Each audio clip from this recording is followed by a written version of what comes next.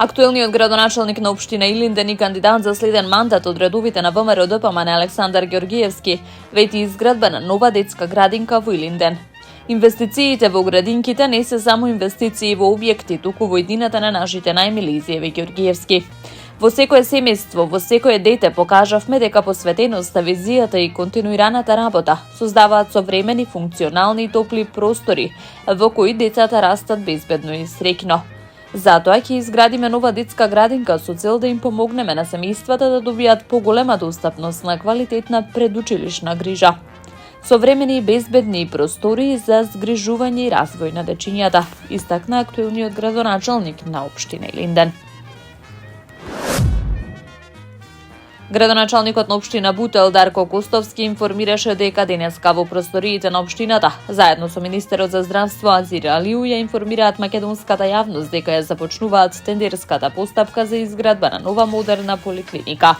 Костовски во објавата на социјалните мрежи му се заблагодари на премиерот Христијан Мицкоски за кој вели дека стои за овој мега проект. Посочи дека деталниот урбанистички план кој го донеле на 16 февруари 2024 година, маркицата за новата поликлиника ја предвидува на местото на старата амбуланта.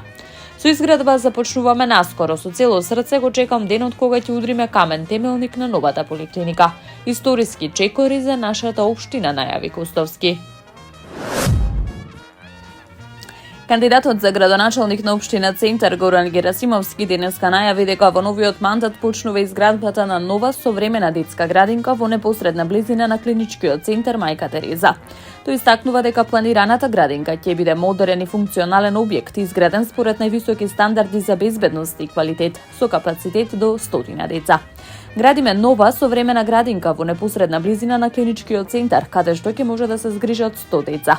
Оваа градинка ќе биде изградена по највисоки стандарди за безбедност и квалитет, по примерот на градинката Пролет, која во моментов е најубавата и најмодерната градинка, вели Герасимовски.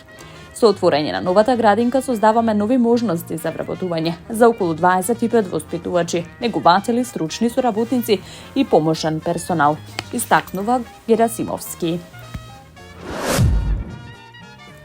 Кандидатот за уште еден мандат и актуелен градоначалник на Ѓорче Петров Александар Стојковски најави изградба на нов дом за пензионери. Највозрастните сограѓани, нашата сила, мудрост и инспирација за едината. Најубаво е кога се меѓу луѓе исполнети со животно искуство и мудрост. Нивните зборови и предлози секогаш носат вредности. Токму од нив произлезе идејата за нов пензионерски дом во Ѓорче Петров, рече Стојковски. Пензионерскиот дом ќе биде со површина од 1800 метри квадратни и капацитет за сместување од 80 до 100 лица и ќе содржи заеднички простори за активности околу 200 метри квадратни, информира Стојковски.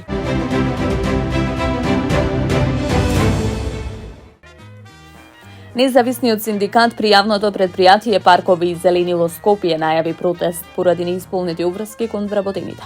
Во соопштението до јавноста, синдикатот информира дека протестот ќе се одржи на 2 и 3 октомври во периодот од 9:30 до 11 часот, при што ќе биде блокиран просторот кај семафорот на раскрсницата на булеварот Илинденска со улицата Никола Тесла. Протестот ќе заврши пред дирекцијата на јавното предпријатие Паркови и Зеленило. Синдикатот наведува дека протестот се организира согласно законските прописи и колективниот договор, со кој се утврдени правата на вработените за плата, регрес, јубилејни награди, новогодишен додаток и опремњени. Барањата на синдикатот се исплата на плата за август, исплата на К15, јубилејна награда, новогодишен додаток, отпремнина за работниците со престанат работен однос. Таму е Скопје, град мој убав лише, што ми расу тесни. Вечно ке